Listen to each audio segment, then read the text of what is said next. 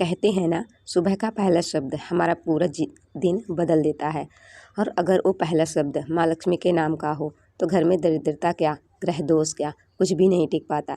आज मैं आपको एक ऐसा वाक्य बताने वाली हूँ जो सुबह उठकर बस 3 बार बोलिए तो माता लक्ष्मी स्वयं आपके घर आने का मार्ग बनाती हैं। जैसे ही हम नींद से उठते हैं, हमारा मन शून्य अवस्था में होता है।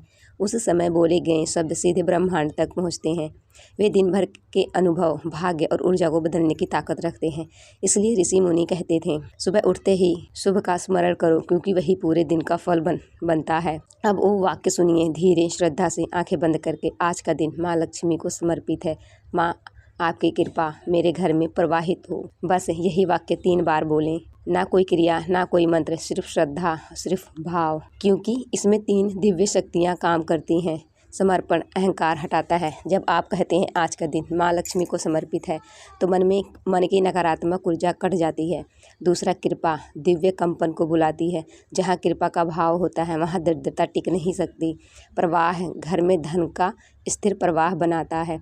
धन आने के बाद रुक जाता है। ये वाक्य उस रुकावट को भी खोल देता है। सुबह उठते ही बिस्तर से बैठ जाएं, हाथ जोड़ लें, 3 गहरी सांस लें और धीरे से बोलें, आज का दिन माँ लक्ष्मी को समर्पित है। माँ, आपकी कृपा मेरे घर में प्रवाहित हो। अगर चाहें तो लक्ष्मी जी की मूर्ति की ओर देखकर भी बोल सकते हैं, या फिर सूर्योदय की दिशा पूर्व की ओर चेहरा रखें। क्या बदलाव दिखेगा? इस वाक्य को रोज बोलने वाले लोगों ने बताया, घर में बिना कारण खर्च बंद हुआ, अनावश्यक झगड़े रुक गए, मन में एक अजीब सी शांति आई, रुके हुए पैसे वापस आए, नौकरी व्यापार में अचानक अवसर मिलने लगे, घर में लक्ष्मी जैसे ठहर गई हो।